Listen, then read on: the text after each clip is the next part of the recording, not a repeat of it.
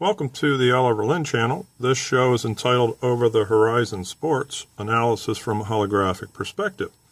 Everything I pretty much do on this channel will be from the holographic imaging field that our dimension is. Everything's based in condensed matter or quantum physics, Hebrew scriptures, things like that. This one here is about the 2016 World Series that's about to start tomorrow. And here's a photo of the 1908 Chicago Cubs, the world champions. And this episode focuses on that incredible 1908 World Series and how it is playing back in 2016. Once this World Series is complete, we will be looking at the daily NHL games, NBA when it starts, and college and NFL football that's ongoing now. Just simple things usually, nothing detailed like this. There's just so much really neat stuff going on with this series that no one else will see it. They'll write stories about it from making reference to like here on MLB.com. They wrote an article. It was called "The Last Cubs Team to Win a World Series Has Returned from the Dead." You'll see things like that, and it's, time to start looking for what's playing back, because history continuously plays back, all different time periods returning, just like we have an election from 1884 going on right now. And here's a World Series that has happened in 1908. Some would say, well, the Detroit Tigers were in the 1908 World Series. What's wrong with that? Well, we're going to see what was wrong with that and how history has righted itself this time around. So I've done this research for 25 years, and doing the sports stuff was actually what gave me the ability to find the election from 1884 playing back this year. And you can learn more of all the quantum explanation, the holographic imaging field, all that in videos 4 through 7 of Trump, the Magnificence of America. Nobody's a picture perfect. It's all based in condensed matter and quantum physics, and when all matter is broken down to its base components, everything in this dimension, all matter, is nothing more than frequency and phonon sound. So therefore, we can tell at the level of frequency the most likely scenario which will play out in a future sports event. We can find historic events playing back also. We do this by finding a person's historical twin, as I call them, and connecting the present-day information to past events. In this case, I looked for the Chicago Cubs ace, Jake Arrieta, from this year, 2016. I looked for his historical twin from the 1908 Chicago Cubs world champion team, and I found him right where I thought I would, along with 5 other dead-on historical 1908 Cubs players that have returned in this 2016 Chicago Cubs team. We also look for time loops that appear on specific days throughout history when 2 teams play each other, and here is a simple example of a simple time loop from this July. This was dealing with the Boston Red Sox when they played at the Los Angeles Angels. It was on July 31st, 2016. So I used baseballreference.com and baseballalmanac.com for historical box scores and all the stats and information and stuff. Truthfully, I haven't watched a baseball game in 15 years. I haven't watched any sports in 15 years. We lived off the grid for 10 years, and we didn't even have a TV, and we lost everything, so now we're kind of stuck. I have a TV, but anything I watch is dealing with research that I'm doing. Every now and then I'll see a couple minutes of a sports game, so when I say that I watched this or watched that, it means I watched a box score on the online when I was researching it. For baseball, I use baseballreference.com and baseballalmanac.com. So anyway, this time loop, this is a simple one. The Boston Red Sox, this time loop started in 1964. And the historical overview is this. On July 31st of 1964, the Red Sox beat the Angels 5-4. All these games were played in Los Angeles, by the way. The next time they met, July 31st, 1965, the Red Sox beat the Angels 4-3. The next game, July 31st, 1969, the Red Sox beat the Angels 8-1. The next game, July 31st, 1970, Boston, the Red Sox won 2-0 over the Angels. July 31st, 1977, Red Sox 1, Angels 0. July 31st, 1998, Red Sox 7, Angels 2.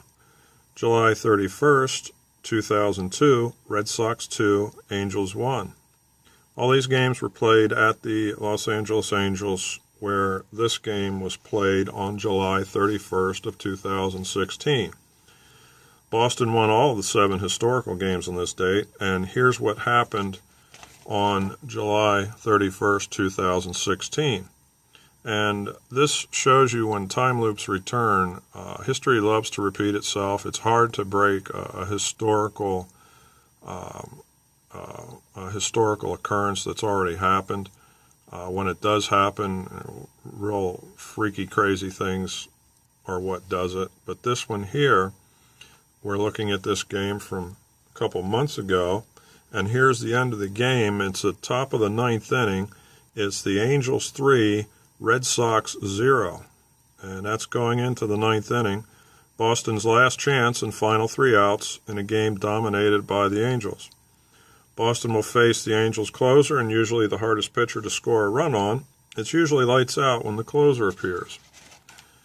The Red Sox got a walk and 2 singles to score 1 run. It's now the Angels 3, Red Sox 1. There are runners on first and second with 2 outs. Only 1 out from Boston losing and history being changed. The next batter, Dustin Pedroia, let loose on a hanging slider 417 feet to straightaway center to give Boston a 4-3 lead. 3 pitches later, Xander Bogaerts caught another slider, sending it 414 feet to the left center field. The final score, Red Sox 5, Angels 3. So there you can see how that time loop returned again, and just like the 7 previous games on that date at that venue in Los Angeles, it had to happen. It was the most incredible thing. But you see these all the time happening, and we'll have simple ones like that all the time when we do the other sports. So, in this game, it wasn't the closer's fault for the Angels, and no one will ever tell him because no one knows what happened. Here's what happened.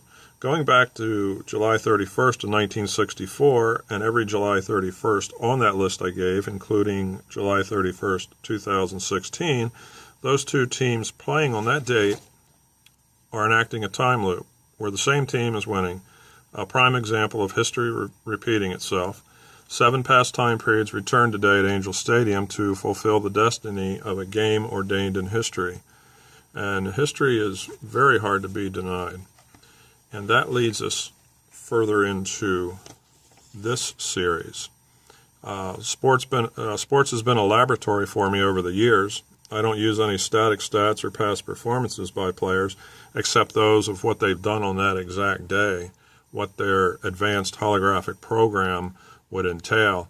And I'll give you a great example of that in the video coming up, where we do some looking at the most likely scenarios of what will play out in Game 1. I look for time loops and the individual's advanced holographic program, which we all run. I then pit those programs or frequencies off against each other on the day the game will be played and seek the most likely outcome. The team's functioning level as a team on that day is factored in, as well as polarities coming into that game. This 2016 World Series is a most incredible one that virtually no one will recognize. As mentioned, the historic players from the 1908 Cubs returning this year in 2016 are the following. Dexter Fowler has his historic twin returning, outfielder Jimmy Sheckard from the 1908 Cubs. They both run a 7 program. Ben Zobrist, second baseman, his historic twin is returning from 1908, and that is Del Howard. First baseman Anthony Rizzo, his historic twin in 1908 was Harry Steinfeld, third baseman. They're both 7 programs. John Lester, the pitcher in Game 1, John Lester's a 3 program. His polarity, which is an 8, which is an opposite, is returning from the 1908 Cubs. That's starting pitcher Jack Feister. History plays back in its exact duplicates in future events and as its polarities are opposites. An example is James G. Blaine from the 1884 election coming back as Hillary Clinton in 2016. Most would laugh about that until you hear the commonalities and the exact similarities between these two characters. James G. Blaine, he's an 8 program. Hillary Clinton's a 3 program. There are polarities, opposites. Those 2 individuals are covered in the 5th or 6th video of Trump the Magnificence of America. The exactness of those 2 individuals are mind-blowing. There was even a Washington Times article written entitled Hillary Clinton's James G. Blaine Problem. The historic hero, though, in this replay of the 1908 World Series is Jake Arrieta, who is the Cubs ace this year. In this man, his historic twin has reappeared from 1908. He was the Cubs ace then, and I believe has returned to bring the 2016 World Series full circle back to 1908. His name was Mordecai Brown. That is Jake Arrieta's historical twin. We'll see a little bit about that in a moment.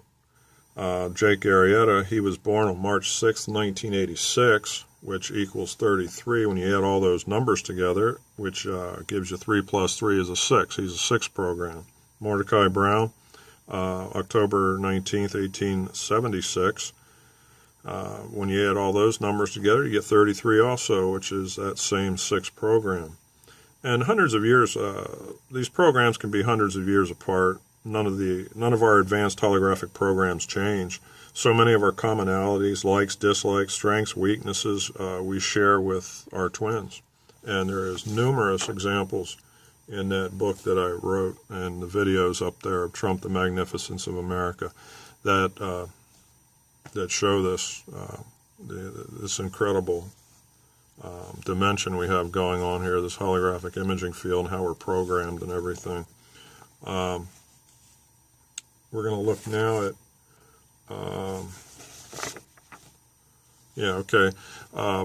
I saw articles at the beginning of this season where Jake Arrieta was the first Cubs pitcher to start 6-0 since, guess who? Mordecai Brown. In 1908, Mordecai Brown started the season 11-0.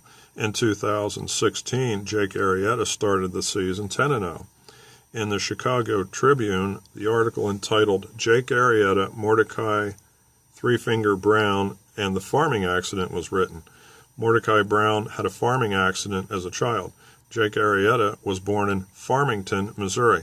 See, there's a lot of crazy overlaps and things like that where we can connect our twins and characters and from history, our historical twins and such. In 1908, Mordecai Brown won Games 1 and 4 of the World Series. Will Jake Arrieta do the same? Only time will tell. Now that's interesting because in 1908, Mordecai Brown did not start the World Series Game 1. He came in as a reliever, and he got the win. As we see, Jake Arrieta isn't starting Game 1 for the Cubs. And I would just, I'd be surprised as anything if he came in to relieve in this game. But, history does have a way of playing back. I don't think that will play back, but we shall see. We looked at the simple time loop for the Red Sox and Angels earlier, and this World Series time loop is a little more complicated. First, let's look at the number 108. Like in 108 years since the Chicago Cubs last won the World Series. This number 108 is considered a sacred number in much of the world. Vedic mathematicians call it a Harshad number. This word Harshad, translated from Sanskrit, means great joy. The number 108, when doubled, is 216, resembling the year 2016 minus the 0. In 1908, Mordecai Brown, whom was an excellent fielder, handled the ball 108 times without an error. It could have been 90 times or 109 times. Why 108? And here we sit 108 years later watching this World Series. As crazy as it sounds, and it certainly wasn't done intentionally by Mordecai Brown, but could these 108 fielding opportunities without an error in 1908 correspond to the 108 years till Mordecai Brown's twin, as I call it, Jake Arrieta, would take the mound in 2016 to return the Chicago Cubs to World Series champs? We will soon find out. I also saw the MLB.com article entitled "The Last Cubs Team to Win a World Series Has Returned from the Dead." Continuing now with this more elaborate time loop, we look at the year 2016. Okay, that's a 9-year. You get that by adding 2 plus 0 plus 1 plus 6. Back in 1908, that was a 9-year. You add those numbers together, you break it down to its single digit, and it's a 9. If we look at a chart, the Cubs won in 1908. We looked at all the 9 years, that is all the numbers, say 1908, 1917, 1926, 1935, 1944, 1953, 1962, 1971, 1980, 1989, 1998, 2007, and 2016. Now, they are all 9 years. When you add those numbers together from each one of those years, you always come up with the 9. 1935 was the last 9-year that the Chicago Cubs played for the World Series, and they lost to the Detroit Tigers 4-2, which was the polarity from 3 9 years before, which was 1908, when the Cubs beat them. Now, what we look at in that number 9, that shows number 9 means fulfillment. And when we look at the amount of 9 years from 1935 to 2016, we have that number 9. So that's showing fulfillment. When we look at the number of 9 years from 1908 to 2016, we come up with 12. The number 12 means that an event has come full circle. From 1908 to 2016, there has been 12 9 years. This is why we are back in 1908. We have come full circle to the 1908 World Series. This is why Mordecai Brown will take the mound again, this time as Jake Arrieta, plus the other players already mentioned from 1908 and 2016. Also, when dealing with fulfillment, which the number 9 means, and the 12 being the complete circle of an event, we multiply those numbers 12 times 9, and we end up with the sacred number 108. Back to that 108 number again, 108 years. Everything screams the Cubs will win this World Series. This photo here is of the 1909 Cleveland Naps. I looked for 2 days. My wife did also. We couldn't find a 1908 Cleveland Naps photo anywhere. But the Cleveland Indians are a special team also this year for another reason. If you haven't noticed, history over time will right the wrongs that men commit. Usually not in their lifetime, but it eventually comes. In that most special World Series of 1908, the Cubs defeated the Detroit Tigers 4-1 to win that series. Where were the Cleveland Indians that year? Well, in the regular season of 1908, the Detroit Tigers won 9 games against the Cleveland Naps. The Cleveland Naps won 13 games against the Detroit Tigers. Cleveland was better than Detroit by 4 games. The final standings that year of 1908 was Detroit 90 wins, 63 losses, and the Cleveland Naps 90 wins, 64 losses. Did you catch that? They both had the same amount of wins, but Detroit had one less loss. Detroit won the right to represent the American League by winning the division by half a game. Detroit still had one game to play. If they lost, they would have had to face the Cleveland Naps, now Indians, in a one-game playoff. And by seeing the season record of these two teams in 1908, the Cleveland Naps would more than have likely won that game and faced the Chicago Cubs in the 1908 World Series. The rules for Major League Baseball then stated that rainouts and games canceled due to darkness didn't have to be replayed. Well, if you're dealing with a half-game lead and giving someone a championship by that, it sounds to me like that's not fair. So I think what we're about to witness in 2016 is the World Series that should have occurred in 1908. But because the MLB rules in that era allowed this injustice to take place, the 1908 Cleveland Naps faded into history. But from the ashes of history, the Cleveland Naps arise in 2016 in the form of the Cleveland Indians. Their revenge on the Detroit Tigers in 2016 was complete. Detroit won 4 meetings, and the Cleveland Indians won 14. This World Series will be like no other. We have the team of destiny, the Chicago Cubs, versus a team that was wronged in 1908, back to claim a World Series they never had a chance to play for. This is an epic World Series like no other. It truly is a clash of the Centennial Titans. That word, before I continue, this here is a picture of Mordecai Brown, the Chicago Cubs ace pitcher in the 1908 World Series Championship. That word centennial means 100 years.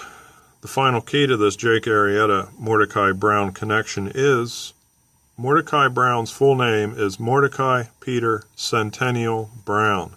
His parents named him correct. He was given that name Centennial to commemorate the 100-year anniversary of America. But it also tells of the time he would return to the mound 100 years in the future as Jake Arrieta. June 10th, 2010, Jake Arrieta debuted for the Baltimore Orioles. 101 years and 8 months after the 1908 World Series. Mordecai Peter Centennial Brown certainly lived up to his name. That's all we have for now. I hope someone enjoyed this video. You won't hear it anywhere else. I love this work, finding a long lost time period playing back. We're going to be back with a prediction of the possible scenarios for this Game 1. It's not as easy as it looks, and this here is a series that if I was a bettor, I wouldn't touch with a 10-foot pole. You have the team of destiny, the Chicago Cubs, trying to fulfill 1908. You have a team that was robbed, the Cleveland Naps of 1908, returning with a vengeance. This should be one of the best World Series ever. And thank you for listening. I hope you enjoyed this. Good night.